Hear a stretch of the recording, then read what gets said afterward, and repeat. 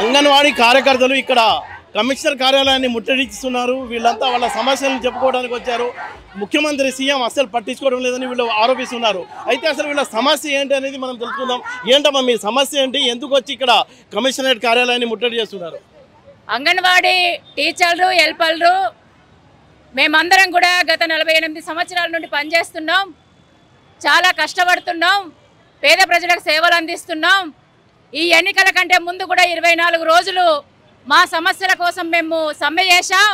ఆ సమ్మె సందర్భంగా ఇప్పుడున్న ముఖ్యమంత్రి గారు రేవంత్ రెడ్డి గారితో సహా సీతక్క గారితో సహా ఇప్పుడున్న మంత్రులు ఎమ్మెల్యేలు అందరూ మేము సమ్మె చేస్తుంటే మా టెంట్ కిందకి వచ్చి మా బాధలన్నీ విని మీ డిమాండ్ ఏంటమ్మా? మీరు చేసే డిమాండ్ ఏంటిదంటే ఎన్నికల కంటే ముందేమో మాకు 18,000 జీతం అన్నాడు. మా సమస్యలన్నీ పరిష్కారం చేస్తానని చెప్పాడు. కానీ గెలిచిన తర్వాత గద్దె మీద కూర్చున్న తర్వాత మేము మాట ఫుడ్ తింటున్నమాట, మేము దొంగలమాట, మాకు సీసీ కెమెరాలు బయోమెట్రిక్ పెడతాడంట. కానీ మాకు జీతం పెంచడట, పర్మనెంట్ చేయడట, పక్క బిల్డింగ్ కట్టియడంట, మంచినీరు ఇయ్యడంట, ఫ్యాన్ పెట్టడంట, టేబుల్ ఇయ్యడంట, కుర్చీ ఇయ్యడంట. మొత్తం అధ్వానంగా అంగన్వాడీ కేంద్రాలు కలిసారా కమిషనర్ని? ఉదయం నుంచి కూర్చున్నాం. ఇప్పుడు ఎండ మండిపోతుంది. గవర్నమెంట్ స్కూళ్ళకు ఒక పూట పడి వచ్చింది, మాకు రాలేదు. ఆ సర్కులర్ కూడా ఇవ్వలేదు. మే నెలంతా సెలవులు అడుగుతున్నాం, అవి ఇవ్వలేదు. ఫోన్ పని చేస్తలేదు సార్. 2018లో ఇచ్చారు 2G స్టోరేజ్ అయిపోయింది. పని చేయని ఫోన్లో సర్వే చేయమంటారు. సావలన బతకాలన్నా మేము సర్వే ఆపమంటే ఆపుతలేరు. మేము సమ్మె సందర్భంగా హామీలు ఇచ్చింది ఆ ప్రభుత్వం, మీరు అమలు చేయండి అని చెప్పులు అరిగేటట్టు తిరిగినాం ఇప్పటిదాకా. ఈ రోజు కూడా ఉదయం వచ్చి కూర్చొని ఇప్పటిదాకా కూర్చుంటే డైరెక్టర్ గారు చర్చలు జరిపిర్రు. ఏ ఒక్కటి కూడా మాకు హామీ ఇవ్వలేదు. మరి మేము ఎట్లా బతకాలి? అంటే ఇప్పుడు మీరు చెప్పండి అమ్మా, బయోమెట్రిక్ని సీసీటీవీని ఎందుకు వ్యతిరేకిస్తున్నారు? ఏ గవర్నమెంట్ కూడా ఇంతవరకు అంగన్వాడీ సెంటర్లో మౌలిక సదుపాయాలు కానీ ఎటువంటివి కూడా ఏం ఏర్పాటు చేయలేదు. కొత్త గవర్నమెంట్ని మార్చుకున్నాం. కొత్త గవర్నమెంట్ తెచ్చుకున్న తర్వాత ఒక్క సమస్య కూడా పరిష్కారం చేయకుండా బయోమెట్రిక్ సీసీ కెమెరాల విధానాన్ని తీసుకొచ్చారు.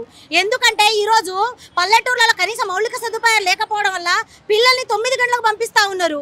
టీచర్లు 8 గంటలకే ఉండమంటున్నారు. బయోమెట్రిక్ ఎట్లా సాధ్యపడుతుంది? అందుకనే మా డిమాండ్ ఏంటంటే బయోమెట్రిక్ విధానాన్ని వెనక్కి తీసుకోవాలి అని చెప్పేసి మా డిమాండ్. సీసీ కెమెరాలు మా అంగన్వాడీ సెంటర్లో కాదు సార్, ఫుడ్ తయారయ్యే దగ్గర పెట్టాలి. 50 కేజీలను మాకు బ్యాగ్ ఇస్తారు, 40 కేజీలు ఉంటుంది. కేజీ అని పప్పు ఇస్తారు, అర్ధ కిలో ఉంటుంది. గుడ్లు ఇస్తారు, పిట్ట గుడ్లు ఇంతే. 50 గ్రాముల గుడ్డు ఏమో లెక్క రాసుకుంటారు, ఇంత గుడ్లు ఉంటాయి. ముఖ్యమంత్రి గారికి చిత్తశుద్ధి ఉంటే ముందు పై అధికారుల దగ్గర సీసీ కెమెరాలు పెట్టాలి, ఫుడ్ తయారయ్యే దగ్గర పెట్టాలి, ఫుడ్ బస్సులలో వేస్తారు కదా అక్కడ పెట్టాలి, ఫుడ్ అంగన్వాడీ సెంటర్లలో సప్లై చేస్తారు కదా అక్కడ పెట్టాలి కానీ నిరంతరం పనిచేస్తున్న మాకు కాదు. ఈరోజు మేము సహించాం, మేము ఊరుకోము. ముఖ్యమంత్రి గారి నిర్ణయాన్ని వెనక్కి తీసుకోవాలి. మేము తీసుకునేదాకా మా సమస్యల పరిష్కారం చేసేదాకా మేము ఊరుకోము. అందుకని మేము ముఖ్యమంత్రి గారి దగ్గరికి పోతున్నాం. ఆయన మహిళా శక్తి అంటున్నాడు, పరేడ్ గ్రౌండ్లో మీటింగ్ పెట్టిండు. మరి మేము మహిళలం కావమ్మా? మేము మహిళల్లో భాగం కాదా? మా రోదన, మా ఆవేదన ఈ ముఖ్యమంత్రి గారికి ఎందుకు తెలియట్లేదని మేము అడుగుతున్నాం. అంటే ఎన్నికల సందర్భంగా ఇచ్చిన హామీల్ని ఏమాత్రం అస్సలు పట్టించుకోవడం లేదని వీళ్ళంతా ఆరోపిస్తున్నారు. అయితే తమ సమస్యల పట్ల కమిషనర్ పట్టించుకోకపోవడం వల్ల ఇక నేరుగానే సీఎంతోనే తేల్చుకుంటాం, క్యాంప్ ఆఫీస్కి వెళ్తాం, అక్కడ ప్రజాభవన్కి వెళ్ళి సీఎంతోనే తేల్చుకుంటామని వీళ్ళు ఇక్కడ నుంచి ఇసుగూడ నుంచి సీఎం క్యాంప్ ఆఫీసు బయలుదేరారు.